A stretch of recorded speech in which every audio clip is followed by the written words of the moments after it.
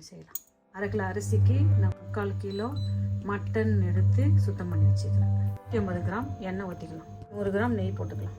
100 gram அளவுக்கு நம்ம நெய் போட்டுக்கலாம். 2 பிரியாணி இலை போடலாம். ஒரு 2 பட்டை போடலாம். 2 கிராம்பு போடலாம். 4 ஏலக்காய், 2 அன்னாச்சி முட்டை போட்டுக்கலாம். ஸ்பூன் சின்ன சீரகம், 1/2 ஸ்பூன் சோம்பு சேர்த்துக்கலாம். கொஞ்சம் புதினா தலை, வெங்காயம் சேர்த்துக்கலாம்.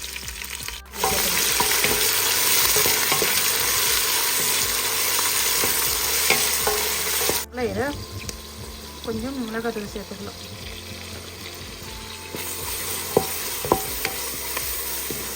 இஞ்சி பூண்டு விழுது சேர்த்துக்கலாம். இன்னும் குறை அரைச்சா இஞ்சி பூண்டு விழுது நம்ம கொஞ்சம் சேர்த்துக்கலாம்.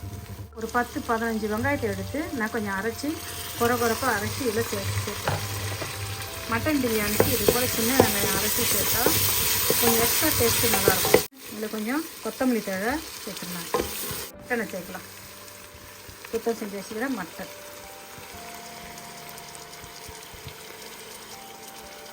நம்ம ஆட் பண்ணுறோம்.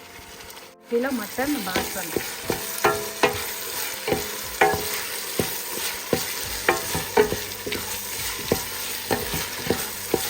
கொஞ்சம் திட்டமாக உப்பு சேர்க்கணும்.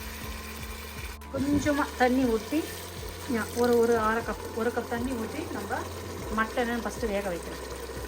தண்ணி ஊற்றாச்சு.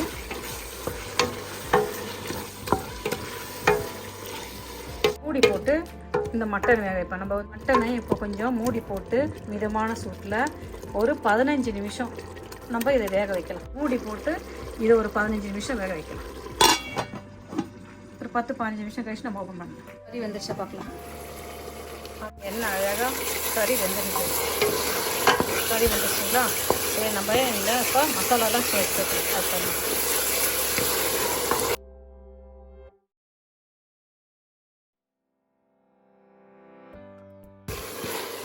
மட்டன் வெந்துடுச்சு.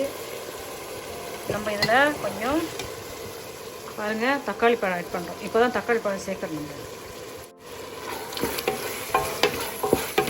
தக்காளி பழம் ஆட் பண்ணுறோம். நம்ம இதில் பிரியாணி மசாலா சேர்க்குறோம். என்ன பிரியாணி மசாலானா பட்டை, கிராம்பு, ஏலக்காய் போட்ட ஒரு பிரியாணி மசாலா நான் சேர்க்குறேன். ஒரு நல்லா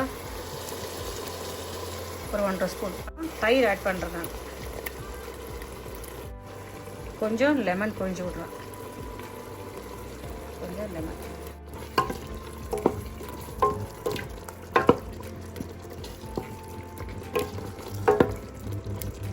இதில் நான் ஒரு பொடி முந்திரி பயிர் சேர்க்குறேன். முந்திரி பயிர் ஆட் பண்ணிட்டோம். எல்லாம் ஆட் பண்ணிட்டோம். இப்போ நம்ம இதுக்கு நம்ம திட்டமாக தண்ணி சேர்க்கலாம். நம்ம இன்றைக்கி 3 கப்பு அரிசி. 3 கப்பு அரிசி வந்து எனக்கு வந்து 1/2 கிலோ வருது.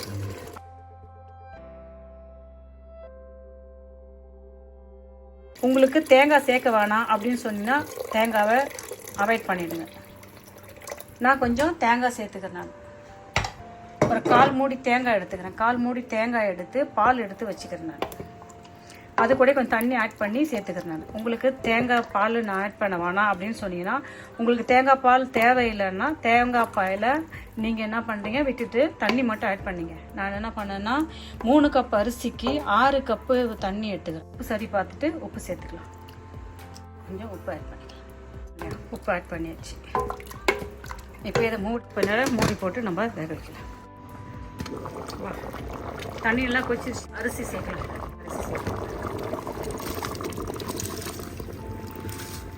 சீரக சம்பா அரிசியை சேர்த்தோம். லைட்டாக கிண்டிடலாம். அப்படியே கிண்டி விட்டுட்டு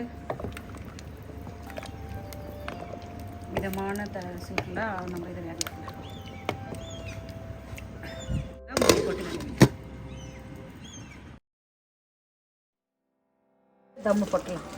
அப்படியே கொஞ்சம் நம்ம கொஞ்சம் நெய் அப்படியே கொஞ்சம் விட்டுட்டு வச்சு கொஞ்சம் அப்படியே கொத்தமல்லி தழை தூவிட்டு நம்ம என்ன பண்ணலாம், தம் போடலாம். மூடி போட்டுட்டு தம் போட்டலாம்.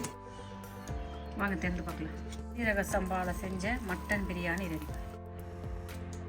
Mutton gravy, mutton biryani, mutton gravy ready.